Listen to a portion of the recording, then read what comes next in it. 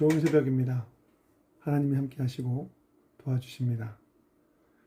오늘 본문 말씀은 요한복음 21장 15절의 말씀입니다. 요한복음 21장 15절 말씀을 읽어드리겠습니다. 그들이 조반 먹은 후에 예수께서 시몬 베드로에게 이르시되 요한의 아들 시몬아 네가 이 사람들보다 나를 더 사랑하느냐. 잠시 기도하겠습니다. 거룩하신 하나님 은혜에 감사합니다. 우리의 삶에 오직 하나님을 향한 사랑, 그것이 더하여지게 하소서.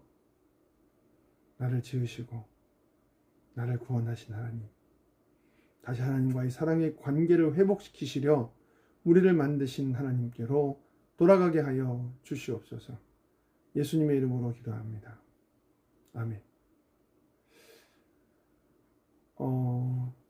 개인적인 사정이 좀 생겨서 영상으로 오늘부터 며칠간 예배를 대체하게 되었습니다.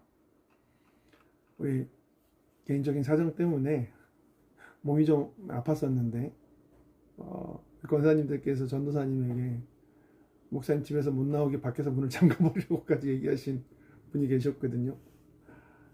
참 감사하고 제가 그런 사랑을 받으며 살아가고 있습니다.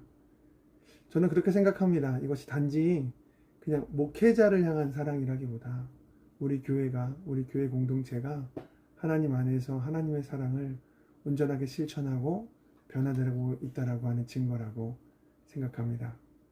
주님의 사랑으로 여러분을 사랑합니다. 자, 우리도 서로 사랑하기를 소망합니다. 오늘 본문 말씀은 베드로가 주님 앞에서 다시 일어나서 주님의 제자로 갈 수 있게 되었던 결정적인 장면을 묘사하고 있습니다. 부활하신 예수님께서는 갈릴리 바다 위에서 밤새 헛된 고기잡이를 하고 있었던 제자들을 다시 불러 모으십니다. 그리고 그들을 위해서 조반을 준비하셨습니다. 주님이 아침 식사를 준비한 그 자리에는 생선 굽는 냄새가 가득했을 것입니다. 다시 하나 되고 회복된 공동체, 다시 함께 예배하는 공동체의 모습이었습니다.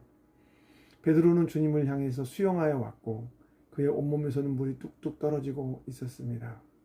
그리고 그는 3번 부인했던 그날 밤처럼 타오르고 있는 불 건너편에서 이 양 사람은 서로를 바라보고 있습니다.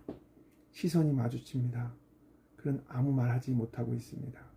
그때 주님께서 식사를 마치신 후에 베드로에게 이렇게 첫 마디의 말씀을 하십니다. 요한의 아들 시몬아, 내가 이 사람들보다 나를 더 사랑하느냐. 여러분, 이 질문이 어떻게 들리십니까? 단지 너 정말 나 사랑하느냐 라는 질책이나 사실 확인으로 들리십니까? 여러분, 이거는 주님께서 해결하지 못하고 있는 베드로의 상처를 어루만지시고 치유하시는 시작점이었습니다. 여러분, 마지막 다구는 순간 베드로는 주님을 3번 부인했죠. 마지막에는 이스라엘 문화 안에서 흔히 반드시 그렇다라고 하는 약속을 보여주기 위해서 저주하면서 하나님의 이름으로 맹세하면서 이게 약속하는 거거든요. 저주하면서 부인했습니다.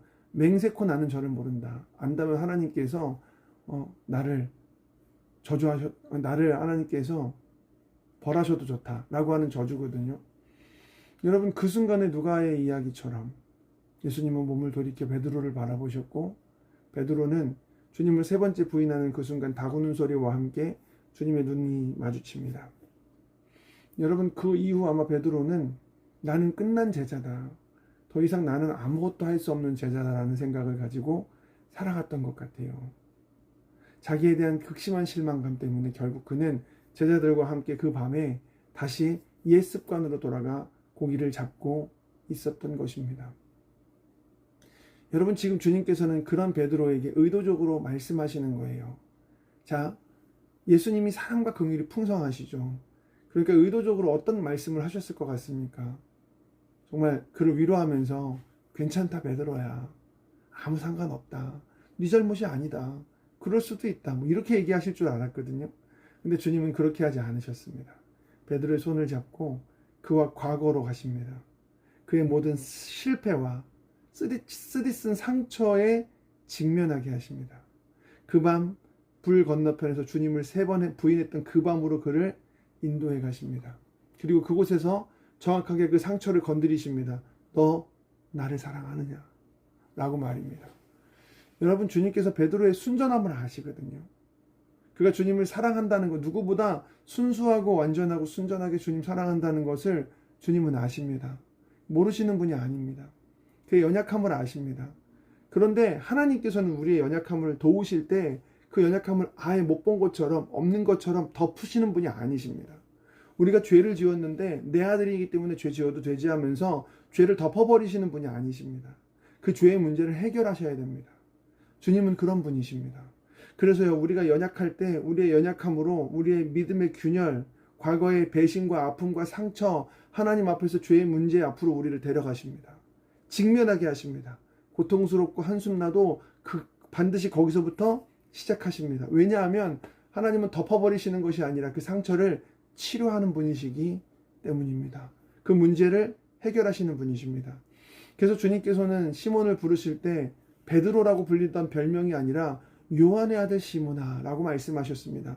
공생의 기간 가운데 시몬이라고 부르실 때에는 몇 가지 특징이 있는데 그 중에 가장 주요한 특징은 인간의 연약함을 다시 한번 상기시키실 때였습니다. 그리고 이번엔 아예 요한의 아들 시몬아라고 말씀하시면서 그를 과거로 돌려보내신 겁니다. 너의 시작점으로 돌아가자. 네가 처음 나를 사랑했고 나와 함께했던 그 시작점으로 돌아가자. 그때 너는 나를 분명히 사랑했지 않느냐. 요한의 아들 시몬아, 지금도 내가 이 사람들보다 나를 사랑하느냐. 주님은 그들에게, 시몬에게 그들과의 경쟁을 붙이신 게 아니라 정말 그의 진솔한 내면의 답을 요구하시는 거예요. 배신 때문에, 스스로의 연약함 때문에, 주님을 향한 배신 행위 때문에 나는 할 수 없어, 더 이상 나는 제자가 아니야 라고 말하고 있는 그에게 너의 내면의 상처도 사실이다. 네가 잘못을 저지른 것도 사실이다. 그런데 너의 내면을 솔직하게 봐라. 너 나를 사랑하고는 있느냐? 라고 질문하시는 겁니다. 너의 첫 마음은 사랑이었는데 지금도 네가 나를 사랑하고 있느냐라고 물어보시는 거예요. 베드로는 그 순간 자기의 마음을 직면합니다. 여전히 사랑하고 있었거든요. 그런데 예전처럼 호언장담할 수는 없게 되었습니다. 왜냐하면 그가 주님 앞에서 지었던 잘못들이 있잖아요. 그러니까 베드로는 이전처럼 큰 소리로 당연하지요 주님. 저 사람들과 비교하지 마십시오. 모두가 다 주를 떠나도 저는 주님을 떠나지 않습니다라고 말하지 않았습니다. 이제 베드로는 한 단계 변화된 사랑의 고백을 합니다. 주님, 제가 주님을 사랑하는 줄 주께서 아시나이다. 그는 얼마든지 자기가 연약해서 넘어질 수 있는 자라는 것을 알게 된 겁니다. 과거에는 주님을 향한 사랑을 행하는 자신을 믿었습니다. 그의 사랑의 근거가 자기 자신이었어요. 나는 누구와도 달라. 나는 언제든지 주님 사랑할 수 있어. 연약한 자신을 믿었던 그 사랑이 한 단계 업그레이드 됩니다. 이제 베드로는 자기를 믿지 않습니다. 자기를 알고 계시는 주님께 기대기 시작합니다. 내가 주님을 사랑하는 줄 주께서 아십니다. 예전에 베드로는 자기의 행위로 사랑을 증명하려고 했습니다. 그러나 이제는 주님의 알고 계심에 다만 자기 자신을 맡길 뿐이었습니다. 여러분, 주님께서 우리의 사랑이 완전하길 기대하시는 게 아닙니다. 완벽하기를 기대하시질 않습니다.